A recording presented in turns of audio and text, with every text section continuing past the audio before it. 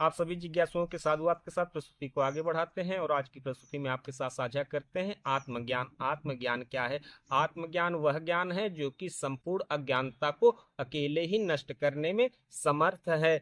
क्योंकि यह आत्मज्ञान सृष्टि में उपस्थित सभी जीवों यहाँ तक कि समस्त बीज में उपस्थित है। तो अब आप कहेंगे कि यह आत्मज्ञान क्या वास्तव में संसार के सभी जीव और समस्त बीजों में उपस्थित है? जी बिल्कुल उपस्थित है। इसे ही प्रमाणित करने के लिए आज की प्रस्तुति में कुछ प्रमाणों और कुछ साक्ष्यों को लेकर हम आपके सामने उपस्थित हुए हैं, जिससे आप अनुभव कर पाए कि वास्तव में आत्मज्ञान क्या है। और यह आत्मज्ञान ही आपके मोह को भंग अथवा नष्ट करने में समर्थ भी है। तो चलिए सबसे पहले जानते हैं कि आत्मज्ञान क्या है और आत्मज्ञान कैसे संसार के सभी जीव और समस्त बीजों में उपस्थित है, हम में और आप में भी। किंतु हम आप उससे अनभिज्ञ क्यों रह जाते हैं और उसकी तलाश ये किन प्रकार योग प्राणायाम पूजा जप तप व्रत क्या कुछ नहीं करते इस आत्मज्ञान की प्राप्ति हेतु। और यह आत्मज्ञान हम सभी में उपस्थित है। तो कैसे यह हम सभी में उपस्थित है और क्यों हम इसे जान नहीं पाते, चलिए उसी चीज को आज की इस प्रस्तुति में कुछ प्रमाणों और कुछ तथ्यों के साथ हम आपके साथ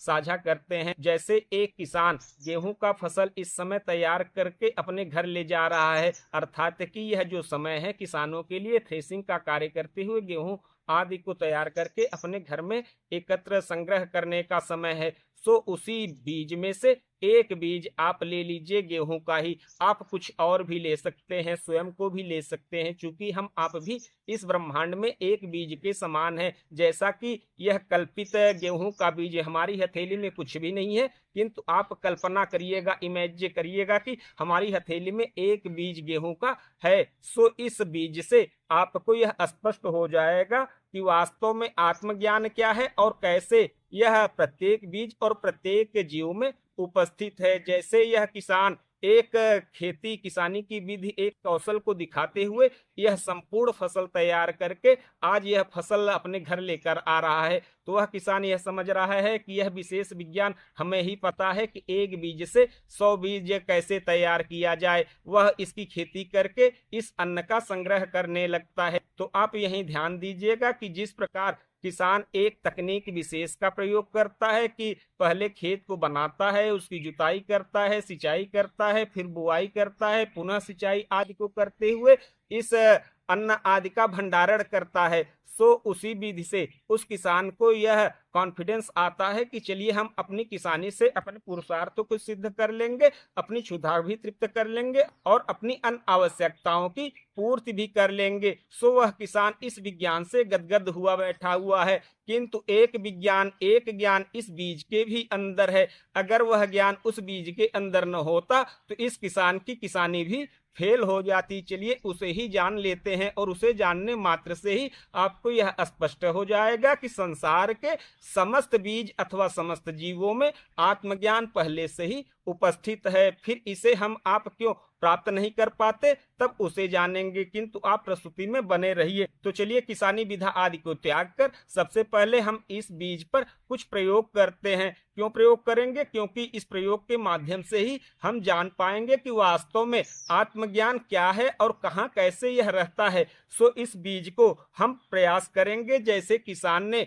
इसे किसानी करते हुए फसल तैयार किया, तो हम अपने हथेली पे इसका किसानी करने का एक तरीका प्रयास करते हैं। चलो इसको अंकुरित करते हैं। तो इसको अंकुरित करने के लिए सबसे पहले हम हवा मारते हैं, फूंका देते हैं। तो क्या यह बीज अंकुरित हुआ? तो आप पाएंगे कि यह अंकुरित नहीं हुआ। क्यों अंकुरित नहीं हुआ, अभी आगे बताते हैं। अब चलिए दूसरे विधा को देखते हैं। थोड़ा सा जल डालते हैं, जल डालने पर भी क्या यह अंकुरित हुआ? नहीं, अंकुरित नहीं हुआ। जल में डुबा देते हैं, कुछ दिन छोड़ भी देते हैं तो ये सड़ जाएगा, लेकिन ये अंकुरित नहीं होगा। फिर क्या करते हैं? चलिए हम थोड़ा सा आग वगैरह की व्यवस्था करते हैं, इसको फायर से जलाते हैं। जलाने से क्या ये अपने को प्रकट कर रहा है, अंकुरित हो रहा है? तो न तो ये स्वयं को प्रकट करेगा, ना ही अंकुरित होगा। अब ये जल भले जाए, तो यही आप ध्यान दीजिएगा कि ये सूख जाएगा, जल जाएगा, मिट जाएगा, खाक हो जाएगा, किंतु यह अंकुरित नहीं होगा, स्वयं को प्रकट नहीं करेगा। क्योंकि स्वयं को प्रकट नहीं करेगा? क्योंकि इसके पास वही ज्ञान है जिस ज्ञान को आत्मज्ञान कहते हैं। उसी ज्ञान के कारण चूंकि इसको वह एटमॉस्फियर चाहिए जिस एटमॉस्फियर में यह स्वयं को प्रकट कर पाए। चूंकि प्रकट तो यही करता है, स्वयं ही करता है, और कोई इसे प्रकट करने वाला नहीं है, सो वह अज्ञान इस बीज के अंदर पहले से ही निहित है। सो यह बीज उस एटमॉस्फियर को उस किसान के माध्यम से प्राप्त करता है। किस एटमॉस्फियर को, किस वातावरण को? आप ध्यान दीजिएगा, ये पंच महाभूत जो कि आकाश से लेके पृथ्वी तक, आकाश यानी जो यह आकाश, अब आप कहेंगे कि बीज के लिए आकाश, जी बिल्कुल, अंकुरित होने के लिए प्रथम तत्व एलिमेंट जिसकी आवश्यकता है वह आकाश ही है। अगर किसी बीज को आकाश तत्व की प्राप्ति नहीं होगी तो वो स्वयं को प्रकट नहीं कर सकता, ना ही अंकुरित कर सकता है। सो परम आवश्यक है कि वह पहले आकाश तत्व को प्राप्त करे। तो इसे आप ऐसे समझिए जैसे बीज जमीन में जाके कुछ फूलता है नमी प्राप्त करके, तो वह जो स्पेस उसे प्राप्त होता है वही आकाश है स्वयं को विस्तृत करने के लिए, तब वह अपने आप को प्रकट करता है। तो यह आकाश की स्थिति हो गई। इसी प्रकार इसे वायु की भी आवश्यकता है, अग्नि की भी आवश्यकता है, जल की भी आवश्यकता है और पृथ्वी की भी आवश्यकता है। किंतु इसके लिए वह जो आकाश और वायु तत्व पहले से ही इस वातावरण में उपस्थित है, उसका संयोग ऑलरेडी हो जाता है। सो पृथ्वी में चूंकि मिट्टी में तो वह मिलाता ही मिलाता है बीज को, पानी से सिंचाई करता ही करता है, अग्नि तेज जो धूप आदि के माध्यम से उसे प्राप्त होता है, सो वो करता ही करता है। इसी के साथ एक और विशेष कारक तत्व है जो इसको प्रकट करने में सहायक है। वह क्या है? वह है काल, अर्थात कि समय। यह समय, चूंकि कोई भी चीज जैसे हम अभी फुक्का मारे जलाए तो ये स्वयं एक समय में तो प्रकट नहीं हुआ, अंकुरित भी नहीं हुआ, जल के खाक भले हो गया। तो आप ध्यान दीजिएगा, इसको एक समय भी चाहिए। तो अब आप यही ध्यान दीजिएगा कि जिस प्रकार यह बीज स्वयं को उस अनुकूल परिस्थिति में अंकुरित कर पाता है अथवा प्रकट कर पाता है जो कि उसे किसान के द्वारा प्रदान किया गया है, किंतु वास्तविकता में उस बीज ने स्वयं के आत्मज्ञान के बल पे स्वयं को प्रकट किया था, उस किसान ने नहीं। वो सिर्फ और सिर्फ उस वातावरण को उसे प्रदान कर दिया था, उस वातावरण के प्राप्त होते ही वह बीज स्वयं को प्रकट कर लिया। सो हम आप भी अपने आप को वह वातावरण दें। तो यही एक बार पुनः आप विशेष ध्यान दीजिएगा कि इस सृष्टि का जो विशेष और श्रेष्ठ एक कृत है वह मनुष्य का शरीर है। वह मनुष्य का शरीर हमें और आपको प्राप्त है, यह अवसर हमें और आपको प्राप्त है जो समस्त साधनों का धाम यानी कि रिसोर्स अकेले ही है। सो इसे प्राप्त करके भी हम अपने आत्मज्ञान को ढूंढ रहे हैं। क्यों ढूंढ रहे हैं? क्योंकि हमने इसे कभी वो अवसर ही नहीं दिया, वो एटमॉस्फियर ही नहीं दिया। आप नोटिस करिएगा कि माँ के गर्भावस्था के बाद जब आपने जन्म लिया उसके बाद आपकी गति और चैतन्यता जैसे जैसे बढ़ती गई, आपने स्वयं को कब, कितना और कैसे समय दिया?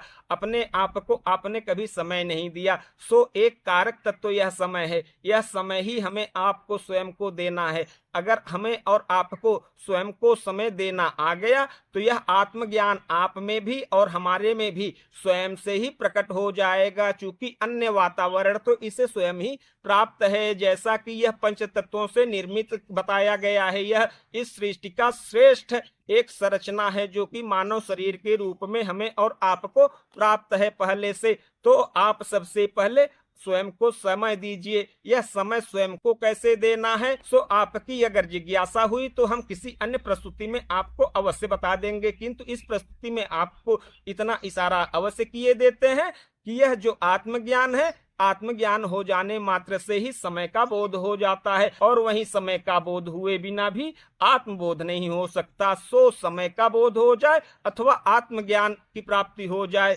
सो बात एक ही है। चूंकि आज की प्रस्तुति को बहुत विस्तृत बनाने का हमारा कोई इरादा नहीं है, किंतु हमें आपको एक छोटा सा संदेश अवश्य देना है। बहुत सारे लोगों को यह डाउट है कि हम अपने यज्ञोपवीत को अपने दाहिने कंधे पे रखते हैं, बाएं कंधे पे नहीं। ये हमारा बायां हाथ है, इसमें कलावा नहीं है। ये दाहिना हाथ है, इसमें कलावा है, चूंकि ये कैमरे का एक रिफ्लेक्शन है। अब आप लोग इसको समझिए, आप लोग ध्यान यहाँ न दीजिए, जो हम बताए हैं उसे सुनिए, ध्यान उस पर रखिए और मंथन करिए। बुद्धि विवेक ज्ञान ईश्वर ने आपको जो जितना दे रखा है उससे आकलन हमारी बातों पे रखिए, इन धागों पे नहीं। इसकी मर्यादा हमें पता है, इसकी नियमावली हमें पता है, इसके महात्म्य भी हमें पता है। सो इसी अधिकार से हम आपको जो कुछ प्रदान किए दे रहे हैं, सो इसे आप धन्यवाद कहिए। यह ब्रह्म सूत्र है, इसमें ब्रह्म गाठ लगा हुआ है। सो यह जो कुछ भी हम आपको प्रदान कर रहे हैं यह ब्रह्म विद्या है, अन्यत्र आपको प्राप्त नहीं होगा। यूट्यूब पे कैसे प्राप्त हो जा रहा है